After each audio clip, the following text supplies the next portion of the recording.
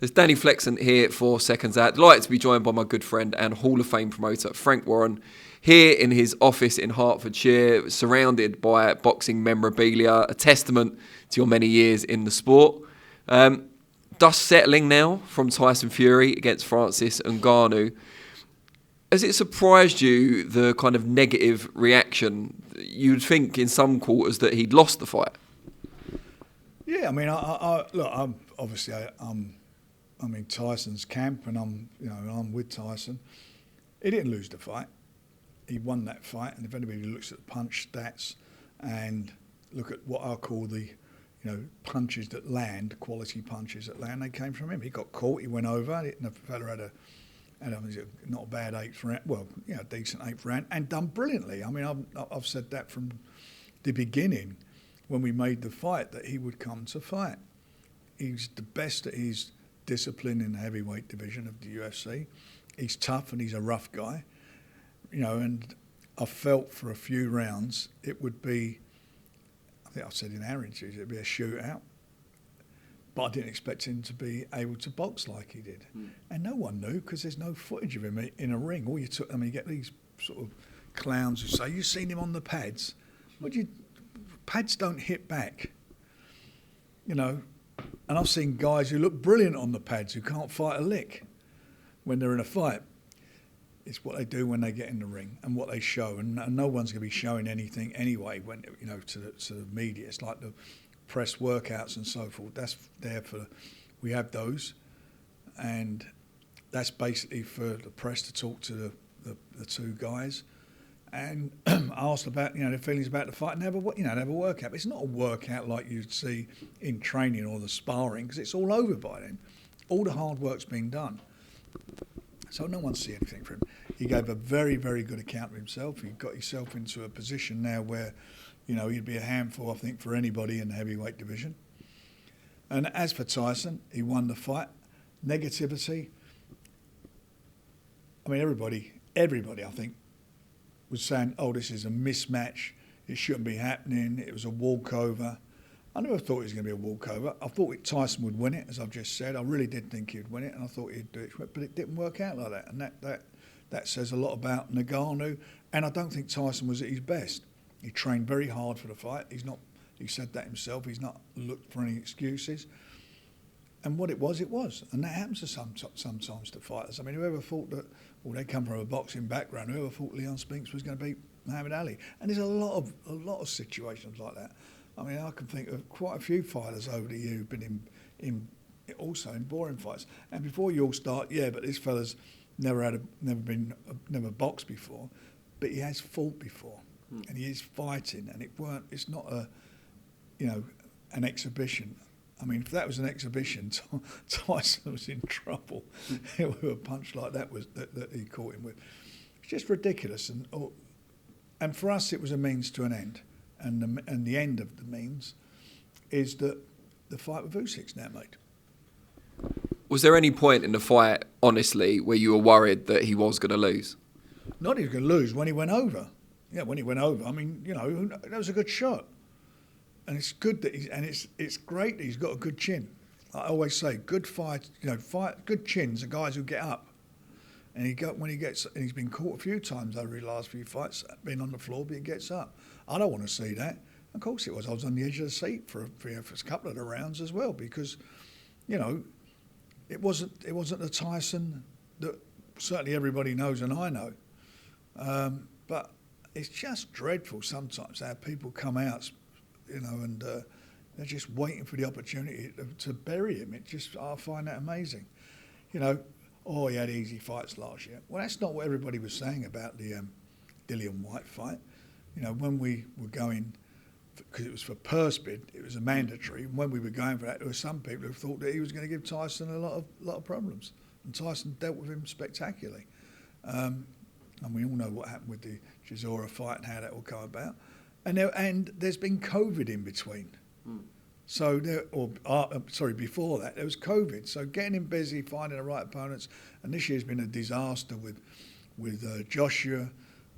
2 fights, didn't want to know, and obviously all the to and fro and messing around with Usyk. But we got it on. Now they're free of their their contracts with the other group in Saudi, Skills Challenge, we've managed to make the fight. There's been a couple of interviews with Tyson immediately after the fight and nothing since. In the interviews I've seen, he seems a bit lost, a bit, I'm not going to say broken, but certainly disorientated. What do you make of that, and have you spoken to him since? I've spoken to him, and he's look. Tyson's a guy who's quite philosophical. Can't change it. What's happened's happened, and that's it. Now you move on. I'm going to sit here dwelling on it and keep going on about it. You know, he knows what he's got to do in his next fight. The thing about his next fight with Usyk, he knows what he's got in front of him. There's plenty of times he's seen him fight, footage and in the flesh, and we've all got our opinions. But I think that'll be Tyson's fight, and maybe Usyk was sitting at ringside. He might have found a chink in the armour that he thinks he can exploit. Who knows? No, Tyson's very, very philosophical. It's not the result any of us expected. I knew it'd be tough for a couple of rounds. I've said that all the way through, and it was. And I think, you know, at the end of it, you know, when Tyson, once he started getting his jab going, he got up on his toes and was moving around. You know, that was, you know, he was landing good quality shots.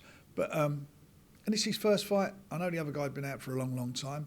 And so had Tyson been out. He's been not had a fight since last December, nearly a year out of the ring himself. But it's like he said, no excuses. It is what it is, and now we move on. So we had our live show last night. We put a poll out based on, I think, George Groves' suggestion initially that he felt Tyson should retire. 65% said he shouldn't. You'll be glad to know, but that's still 35% who feel it is the right time for him to walk away. What gives you the confidence that he just had an off night rather than, you know, he's shot or he's just going over the hill at this point? I think because until the first bell went, you don't know what's in front of you. And look at the other side of it. Did he turn out Ngannou to be the fighter you thought he'd be? No. Or anybody? So that's what you got. He weren't in there against someone who's hapless, who couldn't fight. And if that happened against a guy who couldn't fight and wasn't what everybody said he was going to be before the fight, then I'd sit there and say, yeah, maybe you're right. But it was an off night. He won the fight, and he got clipped. And he does get clipped in fights. It's happened a couple of times now, and I hate to see that. But look. He knows better than anybody, Tyson. He knows better than me, you, those 65% and the 35% what he should be doing. He's nobody's fault. And if he wanted to retire, I would wholeheartedly back him to do that. He doesn't want to retire, and I don't think he should retire. And I don't think he should retire because it was what it was, an off night. And we'll certainly find out if it was an off night or not in his next fight. Well, talking of that next fight, Oleksandr Usyk's team have said last week now, they expect it to take place in early February. Is that your understanding? Are we there yet? The fight is on, and we will be announcing it very, very soon, the date. And back in Riyadh, as Riyadh season is ongoing? He will fight in Riyadh. I mean, that goes without saying. And obviously there was a lot of talk in the build-up when Usyk's comments came out that he wanted potentially a 14-week camp. Tyson was quite vocal about saying you need to be there December 23rd, otherwise you'll get sued for breach of contract. That went the other way after the fight when Tyson made it clear in the post-fight press conference. Oh, sorry, not the post, but post-fight. What he said in the ring, Tyson, get yourself ready for the 23rd. I'm the one who stopped that. I said, no, it's not happening. You've been in camp for 12 weeks. You've trained since the Chisora fight. I think a week after that, he was back in training. He trains every day. He works very hard. That's for his well-being, physically and mentally. He does that. And then we were talking about various fights. We were getting into position that he was going to fight in February. Then it was April against Usyk this year. Yeah. So he was training hard and nearly, like he was getting into camp. You can't keep doing that to your body. The body needs a break, and especially as everybody keeps saying it was a hard fight for him, he needs a couple of weeks off. This is a big fight. This is for the 4 belts. What, you're going to take 6 weeks to train for it? That can't happen. So if it had been a blowout, would you have let it go ahead on the 23rd? Blowout, yeah, I think that would have been the case. But the body needs to recuperate, and it needs to recuperate, recuperate in between training camps. But you know, he was good to do that, and he was still good on the night. And it's me who said that. Look, last year, Usyk fought Joshua in last August, yeah. The what? Oh, you mean last year? Yeah, last year. And we were supposed to do the fight in December. We signed for it with Skills Challenge to do it in December in Riyadh. And he pulled out of it, Usyk. I need more time. I won't be ready till February. So, you know, that's boxing. Do you know what? But all of it means absolutely nothing. Who cares anymore? It's on. It's signed. It will be announced very, very soon. And we'll see it. This fight is one of the quickest fights of unifications to take place in my lifetime in boxing. Last August, signed for it back then. So that unification was happening straight away. Then it got sodded around because of his injuries and all the nonsense went on where we were going to get offer. We didn't get it. Then we agreed terms. Then they pulled out and re-signed with Skills. So, but it's still in record time. And I keep saying it, Lennox Lewis, Mike Tyson, 10 years. How long did Pacquiao and Mayweather take? And there's stacks of them, and there's stacks and stacks of them.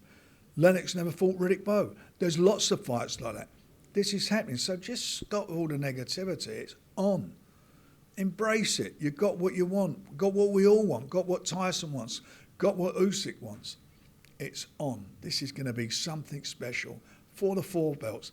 First time unification heavyweight division this century. And now Ngannou, obviously officially the loser of the fight, but something of a moral victor for exceeding everyone's expectations. They're talking about him fighting on December 23rd as a headliner. So what did you make of that? And who? Fighting on the 23rd of December. No, he's not. He's not going to fight. He said that himself. He won't be fighting on the 23rd, and see what he wants to do. You know, he's obviously got himself on the world stage, and quite rightly so. And he deserves to now to earn out of that, you know, and capitalise on it. And good luck to him. So, you know, it's something that'll be announced soon with him, I'm quite sure.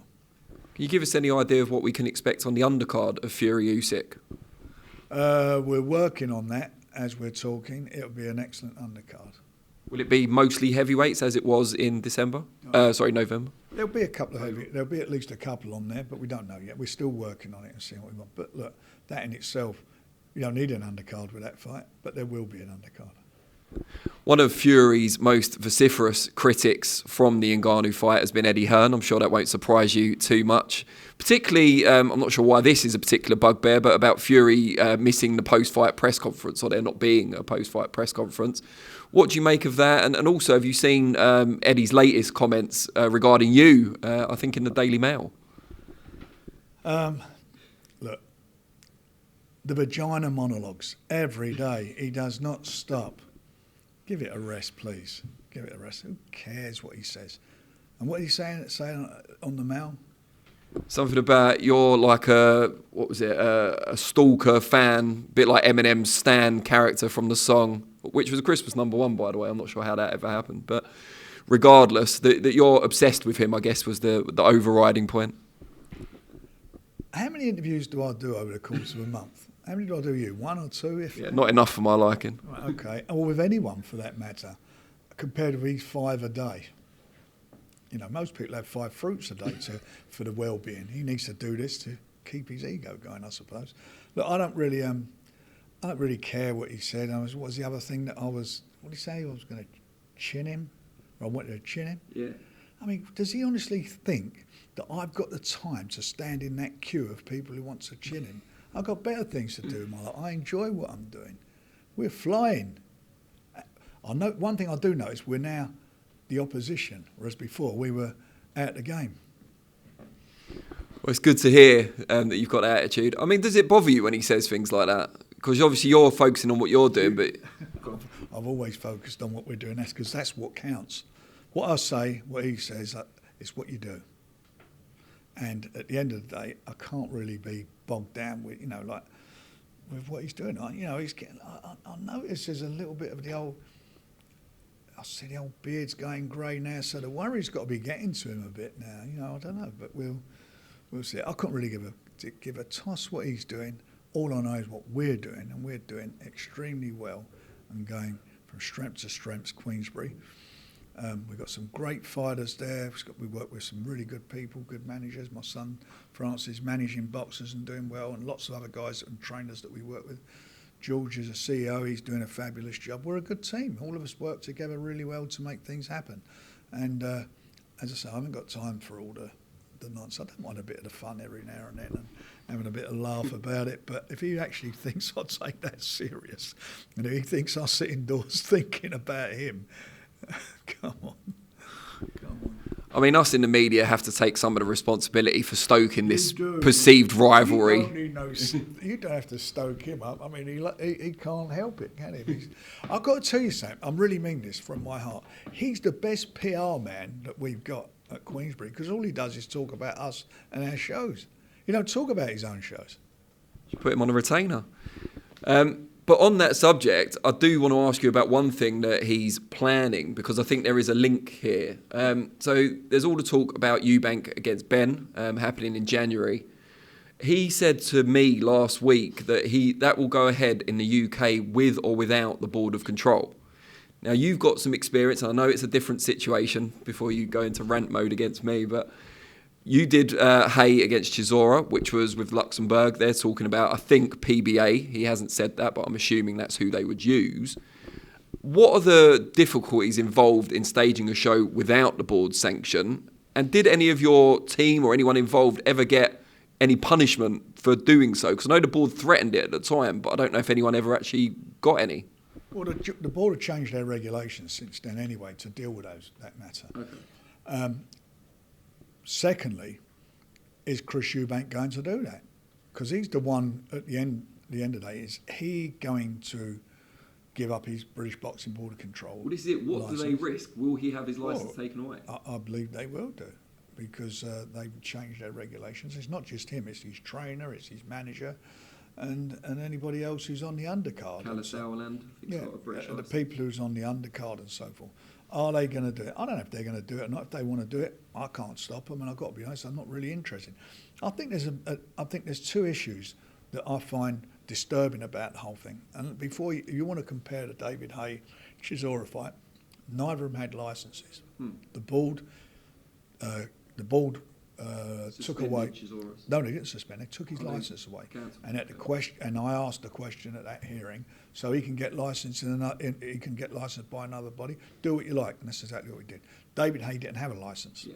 Okay, that's why they didn't call him. Otherwise, he'd have been called about the fracas, but he wasn't. And personally, I didn't feel that it was I thought the hearing was dreadful the way it was conducted. It was like being on the set of Mississippi Burning. Topical reference. So you got the two failed drug tests, and whether the board should have jurisdiction to hear them, and UCAD, and they fought that.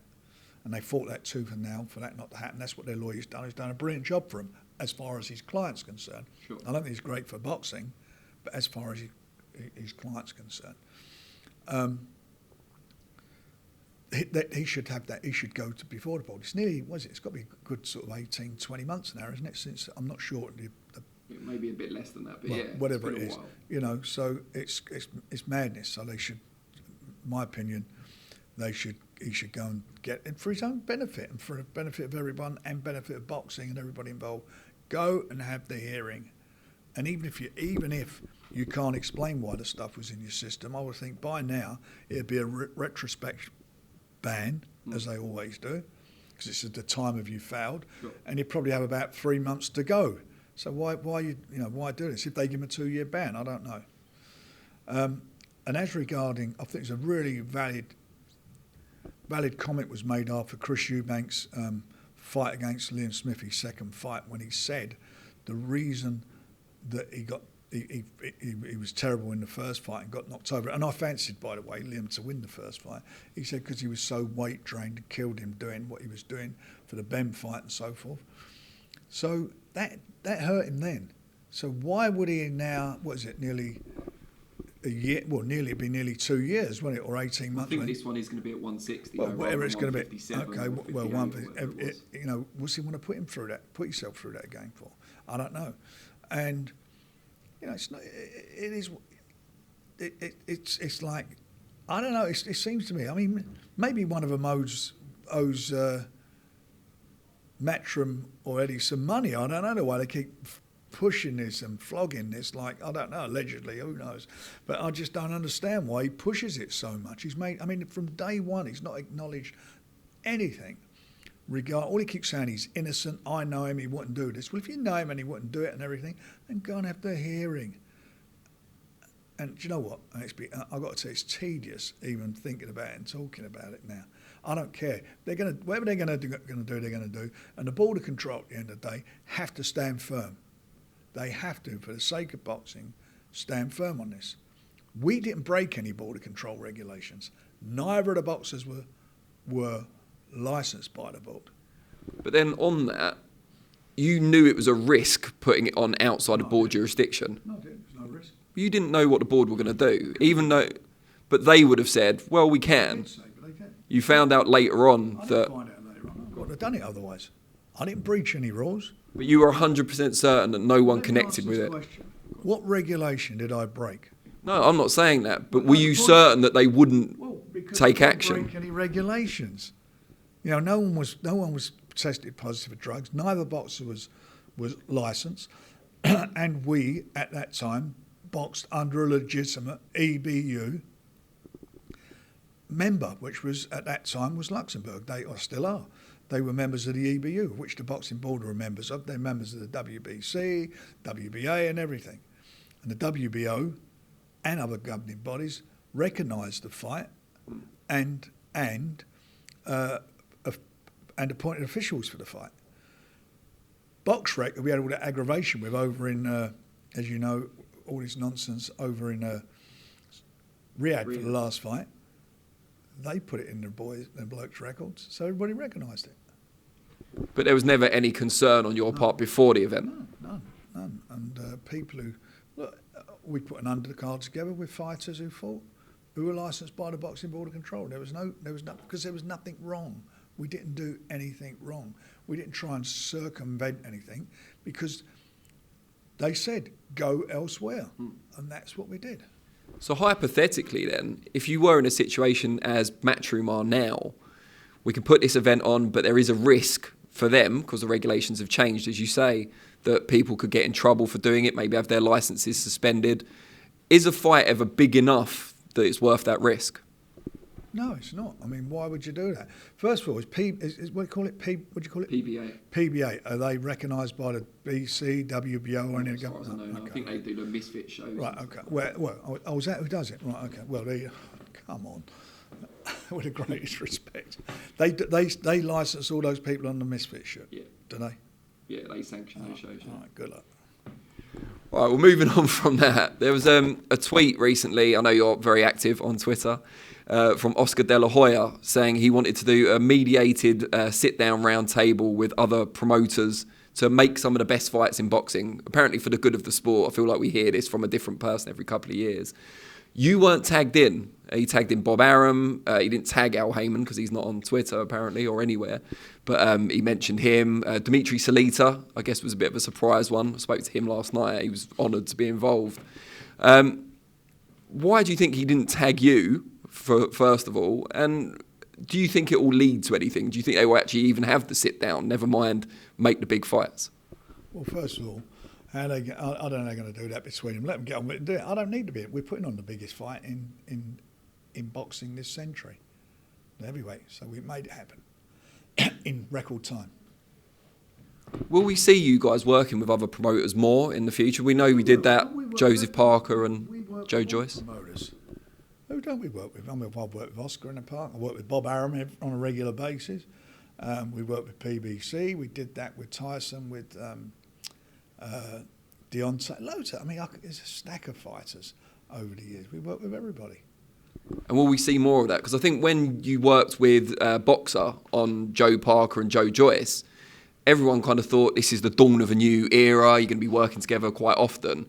for whatever reason, that hasn't happened yet. Look at the last show. Well, it did. Look at the last show. Look at the undercard. Fighters from everywhere. True. Weren't they? In Saudi, there was fighters from everywhere. Fair enough, Frank. And Really. there will be in the future. We don't. You know. Look, we don't sit here saying we're the best in the world. We do this. We do that. We do a fabulous job for our fighters, and we deliver their fights, and we get our fighters into good positions where they can go and see where they can challenge for world titles. And if they're good enough, they win them. That's what we do on a regular basis, working with everybody. I mean, realistically, for you or for any promoter, how much do you balance the good of the sport or perceived good of the sport versus doing the best for your fighters? Because it seems like this whole let's all get together, maybe just virtue signalling. Who knows? I mean, you know, that's what Oscar's saying at the moment. And but do you ever think we've got to do this for the good of the sport, or are you just purely focused on your own fighters? I like to think all we do is for the good of the sport. You know, even when we went with this fight in Saudi with Ngannou, which it got slagged to high heaven, and then after the fight, it was a bloody good, exciting fight to watch, wasn't it? Edge of your seat stuff, because a lot of people had their views, as you said. 35% thought this and 65% the other, but it was there to be, and that at the end of the day was for the good of the sport, because out of that we've now got the unification on. So of course we do what we can, the best of the sport.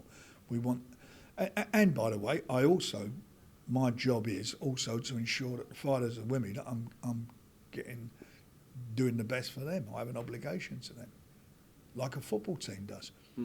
Like any team sport or anything like you looking at any competitive sport where you're involved with one of the guys. You've got to do the best you can for your man, and invariably it will lead to a big fight happening. You've just reminded me, there were some reports last week about the apparent pay-per-view figures in America for Fury and Ngannou.